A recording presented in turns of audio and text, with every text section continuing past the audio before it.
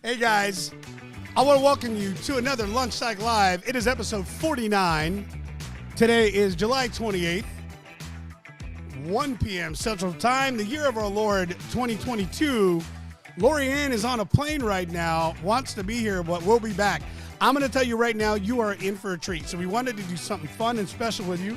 So we're going to hit it hard with fan favorites that we've gotten the most response from, most comments from over the past year, as we get ready to go into some huge shows and some amazing guests currently working on a very big name. And I'm excited because the show is definitely getting to a place of bringing you guys some massive value. We're going to be back in 30 seconds. I'm going to introduce the first clip. Don't leave and let us know that you're watching. Hashtag live. Drop it right now. Donnie, give us our intro. We'll be right back.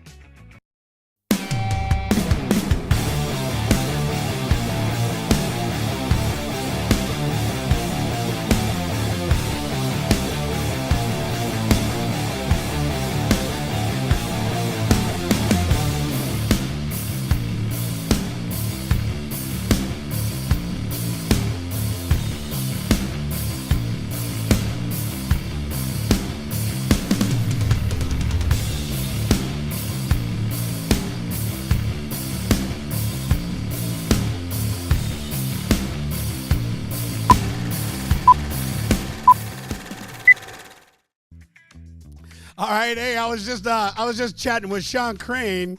Is he our first clip? Oh, okay, actually, I was just chatting with Sean Crane in the Messenger on LinkedIn, and he was like, "What's up, bro? How you been?" I was like, "Actually, we're spotlighting you right now." I was like, "Hold on, I gotta go. We're about to go live." All right, so check it out. So the first episode is in regards to mindset. This was a big one. We had the pleasure and liberty of having Sean Crane, who's a TEDx speaker, best-selling author, doing amazing things right now for men, specifically out of the area of incarceration.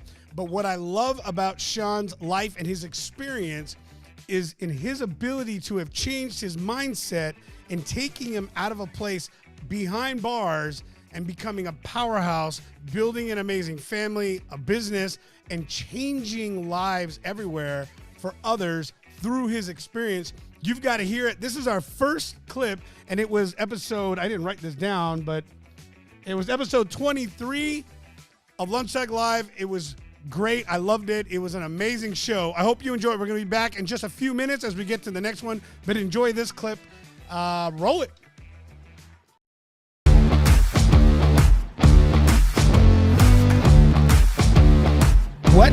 What was the shift in your mindset that brought you to where you are today as a TEDx speaker, as a best-selling author, and growing this success in your life with what you're passionate about and how you're changing lives? Yeah, absolutely. I mean, the severity of my situation, looking at a life sentence in prison at such a young age, it shocked me to the core. And I felt like I could see, through all the BS, all the excuses, everything that I had allowed to hold me back my whole life, I could see right through it. And what I saw devastated me. I saw the truth about how I chose to live my life. And I was confronted by regret, this form of regret that was so overwhelming.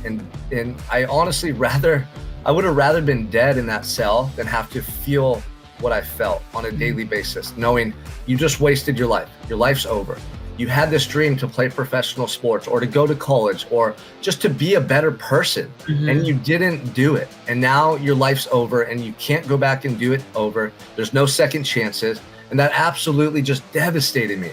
So that pain was so horrific. In that moment, I just completely surrendered. And I said, you know what? I don't care how much time I'm going to do in prison. I don't know what the future holds for me. But from this moment forward, I'm never going to hold back ever again. I'm never going to allow an excuse to stop me from being the person in my heart I know I can be. I'm never going to just waste another moment or another day. And that was the beginning for me. It was complete surrender. Because up until that point, I knew who I wanted to be, but I was scared. I was worried about what other people would think. I was worried about failure. I was worried about being judged for taking a certain course of action. And that fear plagued me and kept me stuck in my life. I got to a point where I said, I don't care I'm exhausted from trying to be this person that I'm not. I'm exhausted fighting this internal battle. I'm just going to surrender and be that person. And I'm just going to embrace life, and whatever happens, happens. But going forward, I'm going to be 100% me, that authentic version of me in every waking moment. And that was the mindset shift. It was just acknowledging the truth and being willing to embrace that truth. And so, that led to small actions that over time transformed my life, and we could talk about the habits. But for me, it was just that willingness. So it was the willingness to accept me for who I truly am and want to be. And then the second thing that was really important was letting go of anything that would hold me back. And for me, I knew sobriety was a must. I knew I had addictive tendencies. I was battling drug and alcohol addiction, and I knew that it would just ruin my life if I couldn't get sober. So I'll never forget one day in court, I'm shackled up like this, downstairs, waiting to be seen by the judge from 6 a.m. till 4 p.m. on this stainless steel bench. And I was in this really deep state of reflection during that time in my life, trying to figure out, where am I going? Why did my life end up like this? Just trying to put the pieces together. And I was committed to changing my life. I knew that I had to be committed if I had any chance to get out and do something good with my life, if they gave me that opportunity. And I'll never forget, I had just this moment of clarity where I said to myself, hey, you can never use drugs or alcohol ever again. Like, it's done. It's a wrap. Not one drop, not one drink at a celebration, nothing, never again. And the most amazing thing took place in that moment. I can't describe it fully, but I never had a craving to use drugs and alcohol ever again. Like, not even one urge, not one thought like, oh, maybe this next time. It just vanished, and something internally changed. It was transforming within me. And I really correlate it to making that commitment to be my true self.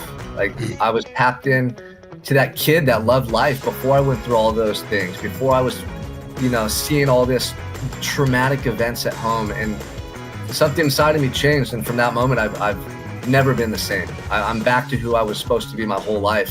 And everything in my life is transformed because of it. That's so powerful. That's incredible. It just goes to show you that self-awareness and clarity is everything, and it's the evolution, right, of continuing to evolve into the person that we're supposed to be. And I think that it's really hard for most of us because we're never taught how to talk to ourselves, how to tap into ourselves, how to have that discussion with ourselves before it's destructive, right? If we were taught as young kids, when you feel a certain way, when you have certain thoughts or emotions that we know are going to lead into a really negative space, how do you talk to yourself? How do you have awareness and allow yourself to feel and to understand and to be okay with being sad and not to have to soothe that with something else, to not have to bury it with something else, right? And in my life, I've seen a lot of hurt and trauma because of trying to soothe a feeling, a hurt, a pain, a disappointment. And so I think that's incredible. That self-awareness, that clarity is, if we could just, and I love that that's what you're doing, Sean, if we could just teach people how to do that before the bottom has to fall out of their life, right? Like, oh my gosh, we would be such a better human race for it. Oh my God, that was so good. And you know what's crazy? The rest of the episode gets even deeper. Krista goes into some amazing conversation. Like, there was a whole clip where I know our guest was Sean that day, but she inspired conversation out of Krista so well that she could have had her own show that day. It was good, but thank you, Sean, again for being a part of our episode that particular day, bringing us a new vision and mindset. So the next episode that we're going to get into is the infamous time travel conversation with Coach Kevin, a Forge legend, a master of coaching and understanding how to transform habits in people. And this particular conversation was the idea and concept that time is a tool, not a restriction, that we created the function of time. And so when we look at things and we say, we don't have the ability to get this done, I don't have time to get this done, he talks about the power of how we can use this and really, truly, in a way, time travel to change our lives and to do something powerful. This is by far one of our greatest episodes, had the most feedback, which is why we are doing a lot more with Coach Kevin coming up. We'll tell you more about that later. But outside of that, enjoy this one. Again, let us know you're watching the best of I Am Live. We're just having some fun today while Lorianne is traveling and we get ready for the rest of the month and all of our amazing shows and episodes. Don't forget 316-799-8052. Become a part of our community. Text lunch to 316-799-8052. And we're on the next one. Donnie, roll the clip. Talk to you in a couple.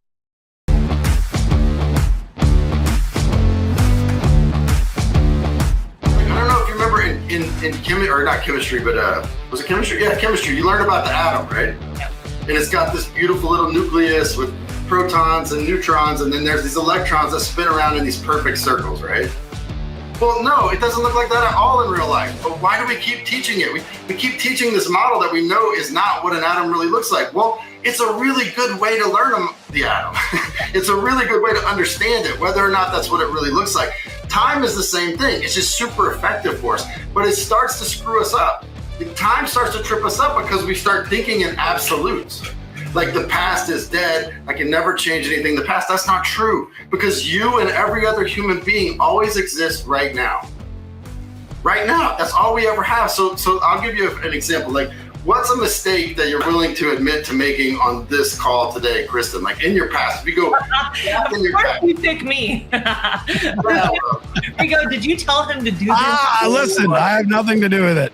A mistake that I'm willing to admit to me. Just in your past, though, so it's got to be a while back. Like, okay. I mean, it could be yesterday, but that'll be less interesting. Okay, so I was a very aggressive teammate, and it's something that I think about often. But I was not very compassionate at all. It was very black and white and very aggressive with my teammates on whether they did a good job or did not do a good job. Perfect. Awesome. So let's think about a specific instance. Like, can you think of a specific instance? Maybe there's somebody, maybe they're watching right now. That'd be awesome. Yeah, they probably are. This looks amazing. Yeah, I hate it. We were in a championship game, and my middle blocker missed the block. She went the wrong direction. She read the ball wrong, went the wrong direction, and missed the ball. And it was a game-ending point. We were neck and neck. You have to win by 2. And it went right off of her pinky finger, and then it was out. And I was super frustrated and upset and pretty aggressive with her about her missing that, because this hitter had a tendency, and she knew the tendency, and we had talked about it all pregame, and she got tricked and went the wrong direction. And I lit her up pretty good about it. It was not my best moment. It was not my best moment. Wouldn't it be cool if you could go back in time and undo that? 100%, yes. Right. Especially with this hindsight, right? Right, exactly. So who's the person? Can you tell me who the blocker is? Like, you can just say a fake name. I don't know. Yeah, her name's Tanya. Perfect, Tanya. So if you could go back in time, how many years ago is that? 12. Perfect. 12 years ago, you go back in time and do it different. Yeah. Right? What would that be worth? I mean, a lot. I think it would be worth a lot. Cool, so watch. I'm gonna show you how to do it right now. First things first. Okay. Everyone watch this like, wow, can we do this? Oh, when I said time travel, I wasn't kidding. Going back. I'm saying I wasn't kidding. First things first. You cannot physically go 12 years back. I know there's a bunch of fitness guys that are trying. Dang it. They're gonna go back and get their muscles and bring them forward. Yes. So physically, we can't go back. No, that's true, okay? But here's the cool thing. 12 years, right? So that's 365 days. It's a whole lot of days. Right? So it's 5,000 days-ish, right? I'm probably off. Yeah.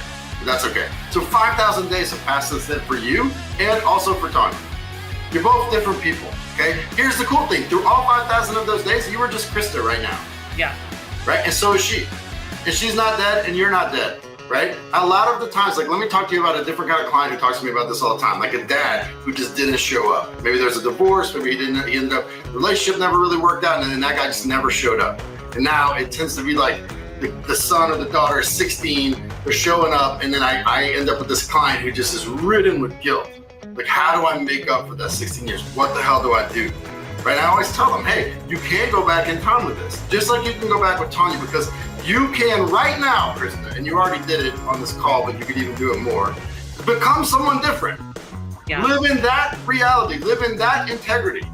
And when you see Tanya, you say, you know what, man, if I could go back, I would have done this. And then continue to live in that reality. And if you play the game again and the same thing happened and you act different, what will happen to her, because she is just like you, living in the now, right, is the whole story gets changed. If I don't know my daughter till she's 16, but then at the point she's 16, I start showing up every day for the rest of her life, watch how the whole story changes. Up to 16, it's like, I don't have a dad, this guy's a deadbeat, it's horrible. The second that I change, now everything becomes the prelude to what is. Yeah, I love that. Because everybody lives that way, is what is. Yes. And this is so amazing because of who my clientele is and who I work with. And their hurt is not necessarily other people. There is this hurt between the relationship that they have with themselves, right? Like they let themselves down. They haven't shown up. They haven't stuck up for themselves. They haven't chosen to move their body. They haven't chosen to eat the right food. They haven't chosen to take care of their health. They put everybody else first. And so that shame and guilt and regret is not necessarily with a child or a spouse. It is that same shame, guilt, and regret with how they feel about themselves and how they've taken care of themselves. And so the picture that you just painted, to be able to go back and sit with yourself in the present moment and make a decision that every present moment you're given can be different, and that you're going to start showing up and providing evidence for that change. My mind in 21 minutes has been completely blown, and my clients are going to be so much better for it. Think about this. Because you're a person who only ever lives in now, right? We are powerfully imperfect, like just ephemeral, like just quick beings. We're here for like a flash and then we're gone, right? I just changed your whole past with this conversation, because now you're like, oh, I see what a bitch I was, and now I see how not to be that bitch, and this is cool. Yeah, Do this. I've worked a lot on that, on not being that bitch. If you've seen, little late, Daddy, little late. If you've seen The Last Dance, right? So if you've seen The Last Dance, this documentary about the Chicago Bulls. Incredible. I Yeah. highly recommend. But there's one moment where Michael Jordan starts crying, and he stops the whole interview. Yep.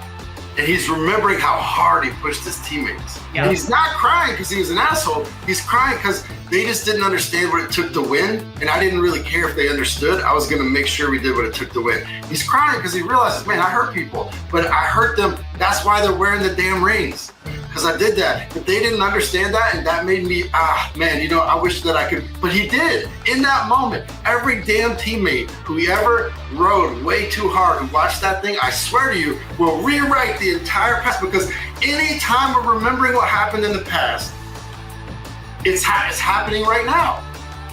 We are experiencing a picture of the past that our brain conjures of what happened, right? You ever see a picture of yourself when you're little, and there's no way you could remember it, but you've seen it so many times that you actually start to manufacture this weird memory. Like, there's a picture of me when I'm 2, and I'm sitting on this like clothesline thing with my dad. He's like full 70s beard, tough guy, and like I have this memory of. There's no way I have a memory of that. I'm 1 year old. I manufactured the memory because I just saw the picture so many times, right? It's just how our brain works. Like.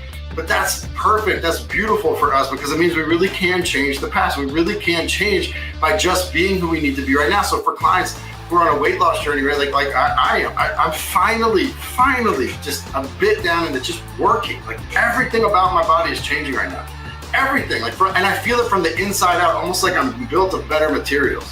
But it's because I started just loving myself right now. Hey, what can I do about it? Like before this call, I was kind of nervous. I was starving. What am I getting? Pounded a fucking huge salad. I can show you the giant bowl. Why not the normal chocolate, peanut butter, surprise, whatever? Because I've realized, like, hey, that doesn't really serve me. But I am really hungry, and this is a way to love myself. So how do I love myself with something nutrient dense? Just a new story. And the 10 years of the fat guy are just going to be the prelude to the super fit guy, and that's okay. I'm okay. I love the fat guy. I love the athlete before that, and I'm going to love the athlete after this. Like. I don't have to hate any part of myself, because I can love myself all the way through. Love that. I love that. I love the fat guy. I love the fit guy. I love all of it. I love the past. I love the future. I'm not limited by the time constraints that we create for ourselves. That is and was still one of my favorite episodes. There was so much that was in there. Again, you guys, I want to thank you very much for being with us today. It is LunchTalk Live. It's episode 49. We're doing a best of. It was something we've been wanting to do for a while, actually. It's just, we want to have a little fun with it. So we're here live in studio. It is July 28th, year of our Lord, 2022. And we're just bringing some of the ones that we got the best feedback from you guys, from a lot of great comments.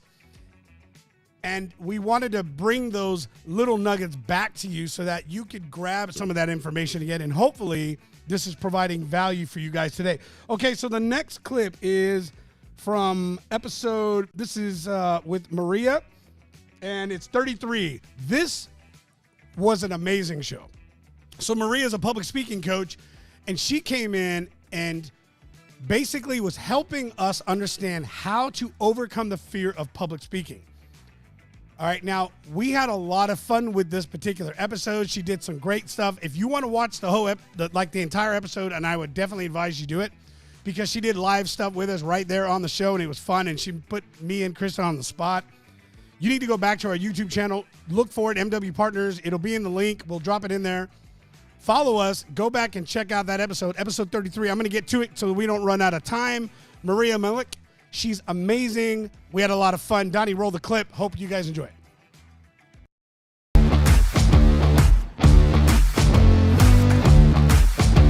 Right, and so that's kind of where I'm at. So I would like you to really share your story with us, share your story with our audience on how you got to this place. Sure. So I guess for me, the biggest thing is that I'm an introvert, and I think I'm a true introvert. I could have gone days without saying a word. That's how quiet I was. I was shy. I didn't want to speak up. I hated going out, even at school. Like, I was invisible. Nobody knew who I was. No one knew anything about me. And, I was getting through high school like that. And obviously, if you know a little bit about my story, I was like that at home too. And I'm a strong believer in the way that you are in your personal life, you end up becoming the exact same way in your professional life and in school. So obviously, me being very quiet, shy, that, I finished high school, and I started to look around me. I started to see people that were, very outspoken, and I would admire them. I would be like, wow, that's so amazing that, they can do that. They can stand up, speak however they want to speak. These were the same people that were getting like all the jobs that I wanted. They were the same people that were moving up the corporate ladder. So eventually when I got into the corporate world, I was still very quiet. I was still not very spoken. I'd come out a little bit from my shell, but every opportunity that I wanted would kind of go to another person. And I was never the smartest in the room, or I was never the type of person that knew what to say and how to say it. But I knew my stuff, right? So it was kind of surprising to me that people around me that were not the brightest, but just because they were so confident in themselves, they would get those opportunities. They would move up the corporate ladder. They would get the jobs that I wanted. They would get invited to the parties that I wanted to go to. And they were just overall living the life that I wanted to live. So I think I really started to look into it, and I was like, what is it about these people that everybody loves? And why is it that they are moving up the corporate ladder so much faster? Why are they getting all of these results while I still feel stagnant? I'm not going anywhere, nothing is moving. So I think I really took out a lot of time to analyze them. And the biggest thing that I learned was that these people were confident in themselves. They believed in themselves, right? So nothing around them could have shaken that confidence for them. These were the same people that would speak their mind. They would speak up during meetings. They were the same people that anytime they would go out, they would make friends. And me being an introvert, that was very hard for me to do. It's something I completely tried to avoid. So these were the reasons why I was feeling like I was moving backwards, if anything. Yeah. Right? So I started investing in public speaking. I took courses. I started, I hired a coach. I started learning, and then I started applying everything that I started learning. And when I tell you within a year, my life completely changed, it's an understatement. I was getting the jobs that I wanted. I was getting invited everywhere. I was getting opportunities that I could have only dreamed of. And like I said, I've never been the smartest in the room, right? I was just always like an average student, average everything. But because I learned how to speak, because I understood people, because I understood how to bring out my personality and connect with an audience, it took me so far ahead. And I think one of my biggest achievements that I talk about a lot is when I moved to the US, I wanted to work for Stanford. And when you apply for Stanford, it's over 100,000 people, applicants per job. So I applied, I got the job. And then when I asked my manager, I was like, what is it about me that you like? And she was like, you were just so confident in yourself. She was like, that just completely stood out to me. There was no question, right? So I think that speaks volume. And it's only because I knew how to connect. I knew how to talk. I knew what to say and how to say it. So it's been life-changing for me. Yeah, so two things come up for me while I hear you share your story that I think are incredibly important. So Grant Cardone has a book, it's called Sell or Be Sold, right? Mm-hmm. And if we don't have a voice, if we don't know how to sell ourselves or how to speak up, then opportunities, because we're always, listen, even as little kids, when we want something, we are selling our parents on it. And that takes a skill set, that takes an ability of being able to communicate what you want and then advocating for what you want and continuing to show up and to give proof and to speak up and to say it, right? Exactly. And the other thing that I hear that is really powerful is that, so you and I are polar opposites, right? Like you're the quiet person who's always listening and who's making connections and paying attention. And then I'm the loud person who I overlook a lot of really important things because I'm loud and I'm in my own head and thinking. So it's really incredible to see both sides of the spectrum, because my guess is you had a lot of value to bring to the table when you did speak up, because you spent a lot of time listening and observing and making connections and seeing the whole picture, where sometimes people like me who are naturally extroverted and loud and opinionated and speak up, who you were admiring at one point, right? We miss a lot of the really important good stuff because we don't take the time to listen and to be quiet. And so all of that just kind of popped into my head while you were talking, like, wow, that's so valuable, and seeing where you came from, because my guess is that you were able to show up in your power even more because you spent so much time listening as a younger student, as a younger person in your journey. So that's really incredible and super inspirational and motivational for anyone listening who feels like they've kind of been some of the background people so far. That's awesome. Krista, you're right. And as we get into this, Maria, I'm listening to both of you guys. It's interesting. Does excitement for the person that has not an issue speaking, but speaks too much, does that come out of excitement? Because like you, Krista, when I get really excited about something I'm speaking about, it almost overwhelms the conversation. I've come out of opportunities where we're sitting with clients and although things went well, I knew that if I'd have been able to kind of hold back a little bit, I probably would have heard more. You know what I mean? Maria, what's your take on that? Like, what have you seen from that perspective? So I'm a strong believer that listening is just as important as speaking, right? You have to listen to understand first. And it's interesting what you said right now, Rigo, about, how you sometimes have so many things to say. And I think there are two types of people typically, for the most part, right? There's a few in between. We have the people that just like to speak and they say so much, then they go all over the place. It's hard to follow what they're saying. They're saying a lot and it could be a lot of good things, but as a listener, it's so hard to understand, okay, what was the point? Or wait, where are we going with this, right? And then you have the other end of the spectrum where some people just find it very hard to speak at all and they don't say enough. And that is a problem as well, right? There's very few people that are in between. So my tip to anyone that's listening is anytime that you're speaking, you're trying to make a point, always try to do a simple thing, right? Count it on your hands. You always want to make sure you have your introduction. That's the most important thing. If you're meeting somebody for the first time, introduce yourself, then get into, why you're saying what you're saying, right? And then you have your 3 points. So just like Krista, you were talking, you said like an essay. You have your introduction, you have point 1, point 2, point 3, and then you have your conclusion, right? Why am I telling you this? This is a lot of things, a lot of times we forget, right? So remind yourself, why am I talking about this, right? Or what was the point again? Summarize everything that you're talking about. So if you can kind of speak that way, where you have your introduction, the main point, right? Get into the 3 reasons why, and then speak about why you're telling us. What was the importance of this, right? Remind people, again, this is why we're talking about this. People have very short attention spans nowadays. So What? you can remind them. What? You knew that was coming, Maria. Yeah, what? You can pinpoint. So Yeah. I found that to be the best way to kind of remember to stay on track. And also, if you're on the other end of the spectrum where you're not saying enough, you're like, oh wait, all I talked about was one thing. Let me throw in a few more things in there.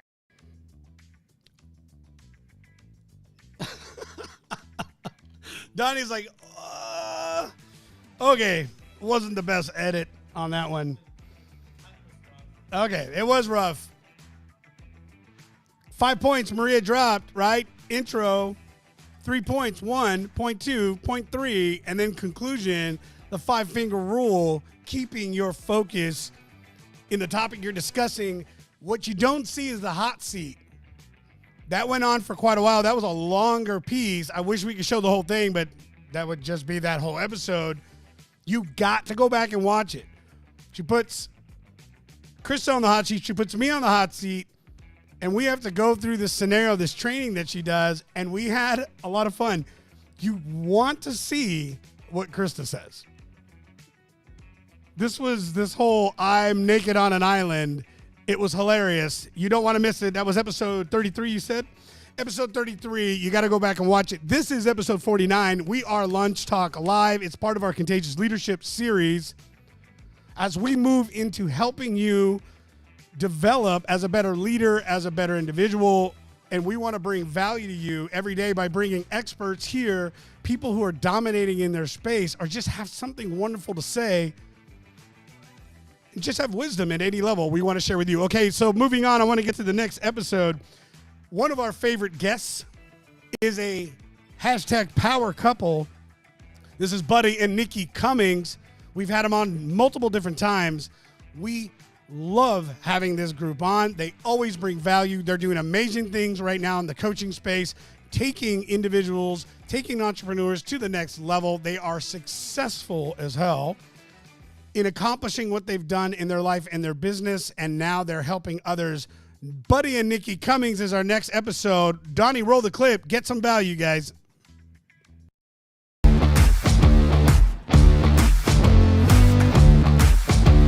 This specifically is when you were getting through your business and you hit those breaking points. We spoke a little bit about it, but I want to know how you worked through the change in your mind and in the motivation and how you dealt with that to create a mindset of where you are today. Okay. And how are you continuing to grow that? And that's what I want to talk about. What were the tools? Yeah. What were the things that changed your life? Buddy, you want to give this one a shot first? Yeah, I would love to. So I'll go back to, when we had that transition and before things got really tough for us, it was almost as if I was in a comfortable, complacent space in my life. And I want to warn a lot of us where we don't make those needed growth or focus changes when life is good.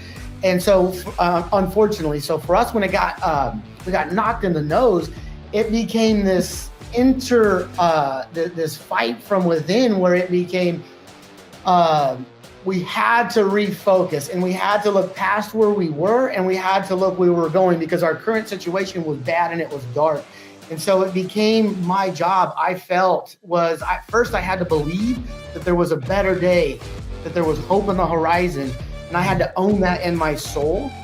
And then it became my full-time job to inspire and get people. Don't see what you see today.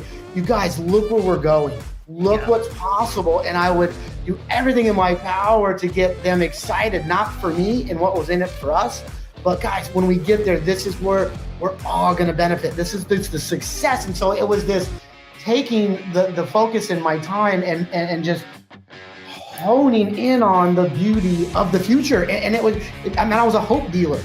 To be honest with you, man, I was pushing it, man. And even when no one was buying it, man, I was still selling it. Yeah. What's that, number 4? Is that our fourth? Go ahead, Nikki. No, I we're just these are shirt designs. Sure Yeah. doesn't. That's all. Healer. By the way, you don't know this, but here's a disclaimer: when you're on the show, anything you say here, I can use for instance. Oh, you get copyright it. Okay. There's no intellectual property. None. No, I was just gonna say that, like, Buddy and I thought this is where you were gonna go with it, so I just want to add this, is that, you know, in our darkest professional hour, which was also our darkest personal hour, because we had everything financially invested and, you know, riding on this particular season that he's referencing, that it was the most powerful experience and season of our lives. And that is when we became most alive, and when we learned that the culture and the investment that we had put into our team paid off, because no one left, right? We all were hook, line, and sinker. We were in it together. Yeah. And so we learned about ourselves. We learned about our teams. We learned about our family and our partner who invested in us as well.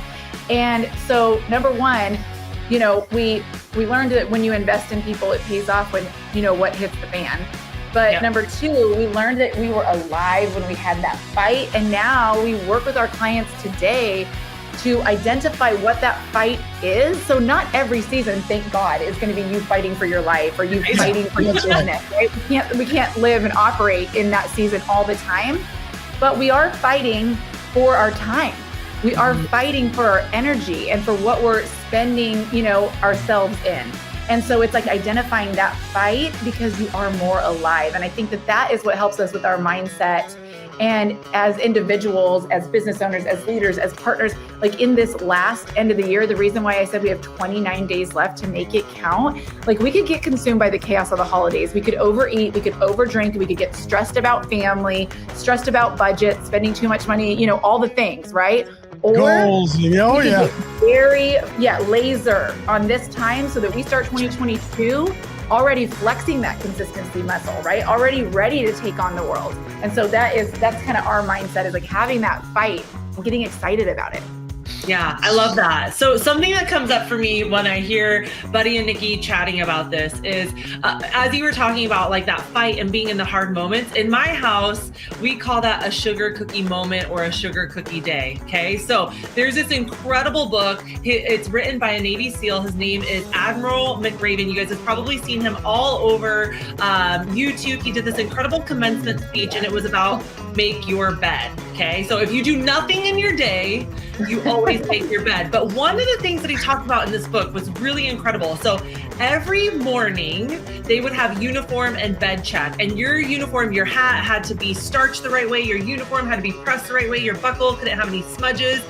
And this was the Navy SEAL, like the inspector's job was to find a flaw in somebody. Somebody was going to screw up. Something was not going to be right. And if you were that person, you had to run out into the surf, because this is obviously training camp in California, run out into the surf, get soaking wet, full uniform, roll around in the sand, and then you had to spend the rest of your day at work in full uniform, covered from head to toe in sand. That was your sugar cookie moment. And what I hear Nikki and Buddy and every entrepreneur out there saying is, sometimes life is not fair. Sometimes you do all the right things. You show up, you do the work, you set the bar, you set the goals, you have intention, you do all the work. And sometimes it's just your turn to be a sugar cookie. And what I hear Nikki and Buddy saying is that when it's a sugar cookie day, we start dealing out that hope. We don't tuck our tail. We don't cry about it. We don't quit. We don't give up. We don't doom and gloom. You start dealing out like, all right, what are we going to grow?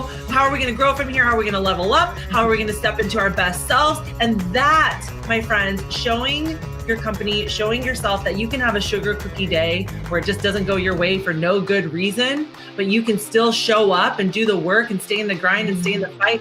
That gives people permission to win even through failure, to win even when things aren't going their way. And I love that. For me and in my world, I think that is the single most important trait that we can teach ourselves, our kiddos, and our employees. You know what? Some days are just going to be a sugar cookie kind of day, and it's okay. We keep plowing forward. I get fired up about this stuff. It's hot, Krista. I can't even touch. Everything's hot. And here's the thing, you guys. We all have little ones. We all have little ones, right? And here's the crazy thing. Those little people turn into adults. And it's our job to teach them how to be resilient. They are the future leaders. If we're talking about leaders, we're talking about our babies. We're talking about our little ones. It's our job to model for them what it looks like to not have a great day, but to still show up and impact the world for greatness. And we have to model that for them in our businesses, in our relationships, in our world, with our employees. And that's why I get so fired up about this stuff, because I know from the little that I know of you guys that you do that in your world. I watch Rigo do it in his world, and that's so important. It fires me up. Fires me up. Well, how do you yeah. I'm like, yeah. One more thing, and I want to encourage people, because looking back on that time when we were struggling, it was I would say the key to our success. Yeah. Now, because it was our superpower by having to refocus, and our entire organization we had to go back to the basics, and everyone on the team had to be a top performer. Everyone was a salesperson. We were all vested in what we were doing, and that became our culture that we were able to grow from. It wasn't the comfortable blasé we could just go by as usual. So if you're in a struggle, I want to tell you, and I don't mean this negatively, but this is gonna be your best time. You're gonna find out who you are. You will surround yourself with people. You'll look around on the other side of it, and those are the people. Those are my people. Yeah. Right. So I look back on that for forever. I look back on that time, and it was man, that was like cheating. And I don't mean this in a negative way. And I'll use it as an example. My daughter, who's 13, is going through a tough time. And I look at her, and I'm typical middle school girl. But it's painful. I talk with her. After a big move. What's going to make her stronger? This trial she's in is going to define her. So please, and I know sometimes it's the holidays and it's the end of the year and I'm struggling. Trials, from having been through the toughest part of them, is our biggest and best asset in the business. That we are forged in fire. Ooh, great spot to end it, Donnie. We are forged in fire. Let me tell you what, I put it in the comments, and I mean this. Buddy Cummings plus Nikki Cummings plus Krista Moreland equals boom. I mean, I was taken back that episode. They were on fire, and I loved how, listen, one of the things I love the most about these opportunities when you're working with others like this and you're getting speakers on is they fire you up, and you get motivated, and you get more and more excited about the things that matter to you and what you're doing. And so this is a great transition into the other one. Real quick, what episode was that, Don? 22? That was episode 22. All right. Again, if you're just joining us, do us a favor, drop a hashtag live, let us know. Otherwise, drop a hashtag replay and let us know that you're watching it after the fact. This is a best of episode for a Lunch Talk with our Contagious Leadership Series. We want to have some fun. My co-host, Laurie Ann, is on a plane. She is not available today. And so we wanted to make sure that we kept things going for you guys. So we are live, but we're just playing some of your favorite episodes. All right, so we wanted to leave this one here towards the end because number one is not only do I find this important, I want to share some stuff with you, and we're going to get further into it. But the importance of being a key influencer and the importance of personal branding, I cannot stress this enough. As an organization, if you're trying to build a brand name in an organic fashion, if you are trying to establish inbound leads and sales, understanding the key is becoming a key influencer in a personal brand. The studies and everything behind this, we're not going to get into it. We've talked about it already, but we are going to do more of this because this is a message that needs to resonate over and over again. I'm going to leave you with this: key personal influence branding first, then it transfers to your business. And I heard this recently, and I want to share with you. It's a 5P system: understanding, pitching, publish content, a product ecosystem, profile, and partnerships. Just a little taste. We're going to get more into that in future episodes, and I'm going to give you guys a strategy and a blueprint on how to get this done. It's easy, you guys. But anyways, Shanee Moret is one of the largest LinkedIn female contributors and influencers in this entire industry today, with like 1.2 million different followers. She is a voice of respect in terms of the fact that she knows what she's talking about and has proven this out over and over again. And in this next episode, she's hitting hard on the understanding as a CEO or a leader in your organization, if you are not supporting your employees building a personal brand, you are hurting your business. This was episode 32 with Shanee Moret, LinkedIn's top female influencer. She gets noted all the time by every other key influencer out there. And I have the pleasure of having a relationship with her, and I've gone through some of her programs myself. I love what she does. I love who she is, and I love the fire she brings. But anyways, enjoy this next episode. Completely different personality, but listen up tight. She knows what she's talking about. Donnie, roll the clip and episode. We'll talk to you.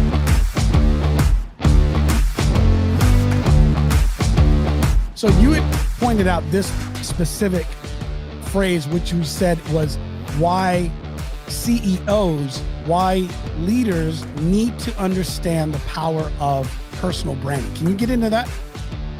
Yeah, so I mean, it's self-evident. Like, look at someone like, whether you like these people or not, someone like Elon Musk, right?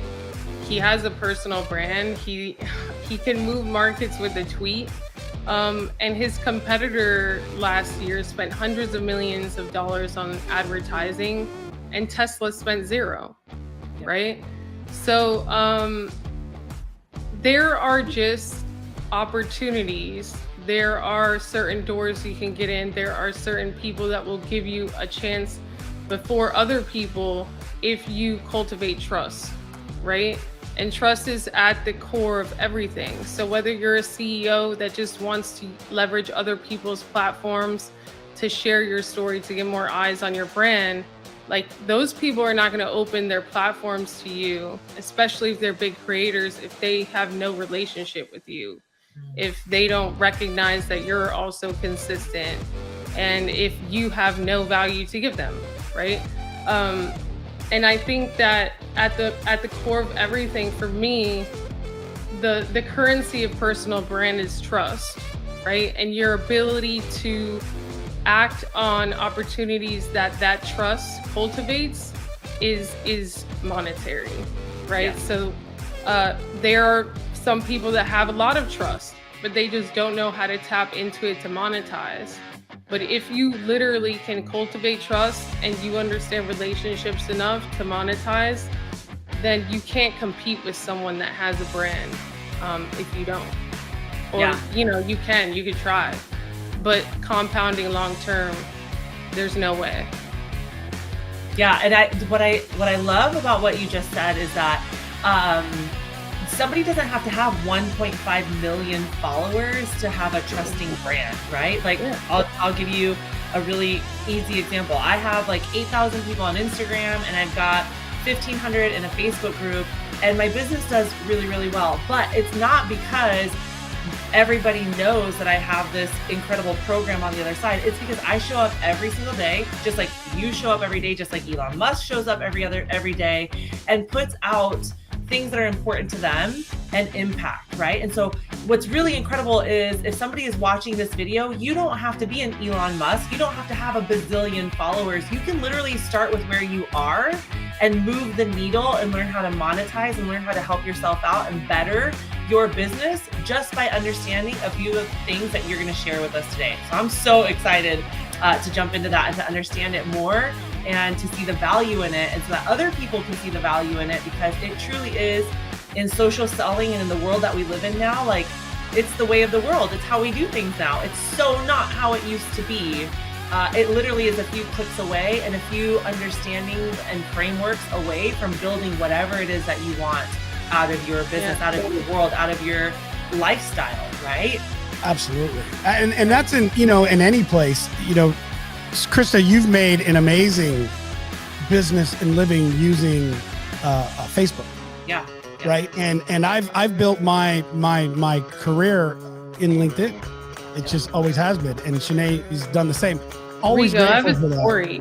I have a story Yeah. about Facebook, and it's relevant to the conversation. So, one of my posts that went viral on LinkedIn, someone had screenshot it. Right, this is probably like a year, maybe 14 months ago, something like that. And I guess the person that screenshot it, she just posted it on her Facebook. Well, the post went like super. I mean, like it went like so viral on Facebook. I think it had like 200,000 shares. It was just like a text post. And then people started to connect with me because when she screenshot it, my face, like the bubble of my face with my name was on it. But like it was crazy. But let me tell you the story. People started reaching out to me on LinkedIn. Oh, I saw you on Facebook. I saw you on Facebook. I saw you on Facebook. I'm like, I'm never on Facebook. Where are these people coming from? I'm never on Facebook. And then I'm like, can you send me the post that you saw me on Facebook? Yeah, because I put the post out. Exactly, because I don't go on Facebook. And so I realized what the person had done. I'm like, oh my gosh. But it was so crazy. Virality on Facebook. I've gone viral multiple times on LinkedIn. Virality on Facebook was insane. Like people from my childhood were like reaching out. People that know my family were reaching out. But like and it maybe because like I'm never on Facebook, right? But like the monetization on that side, it like was nothing compared to LinkedIn, right? So it was just crazy how much reach Facebook has. Like it was incomparable. But on the monetization side, like it was also incomparable. But random story, you know. Yeah, I like it. I love it. So, you know, Shanee, why do you think that that certain folks in a leadership role, there are some that are very good at getting out there and spending time in the social selling arena. Real quick. Oh, by the way, Krista and I do a lot of squirrels. It's just like, so you gotta keep up. I think we're pretty good at coming back to subject, but it's we do this a lot. So just great. You're doing great. Just hang tight. You're good. Everyone's like, I love the calmness. I'm like, blah. Come on. Oh my gosh. Come on. No, that's how I am. People will be like, aren't you excited? I'm like, yeah, I'm excited. Yeah. Like, This is my happy face. This is me pumped. No, they'll reach out to Courtney too. They're like, oh, I thought Shanee would be excited. And she's like, trust me, she's excited. She was. Inside, she's doing backflips. You just can't see. Yeah. No, Krista and I, it's like all right here. It's right on the sleeve. Like we can't hide it. If I'm having a bad day, I'm like, oh, I'm having a good day. Yeah. All right, so we're gonna go back real quick. So back to the subject in terms of why leaders will feel intimidated by not reinforcing this with individuals. So this is kind of a pause here because it's a two-part comment / question, which is I had this conversation with a CEO here last week, and we were sitting down having a discussion about this, and I said, you know, there was a period of time where we expected our salespeople, regardless of their area and how they did it, but how many calls did you make? Did you reach out? What were your contacts? Today, it's not as much as how many calls, as how many engagements did you make in a B2B network like LinkedIn? So to me, I want to understand, like I'm measuring my value in how many times that I go and engage. And with some of the clients that we coach, I'm like, guys, liking is not it. Go engage, get to know them, comment, create a level of connection. And it's, don't BS it. Literally find something that you have a connection on and get to know these people. That's the whole idea of this network, is to connect and build it. So with that being said, do you think this is a just a matter of time situation where leaders are going to finally recognize, and I think many of them will probably be too late, where they're like, oh crap, this is where the market is now moved? Or do you think there's a true intimidation or an insecurity because maybe they're afraid they're going to get out and get noticed and get picked up by somebody else?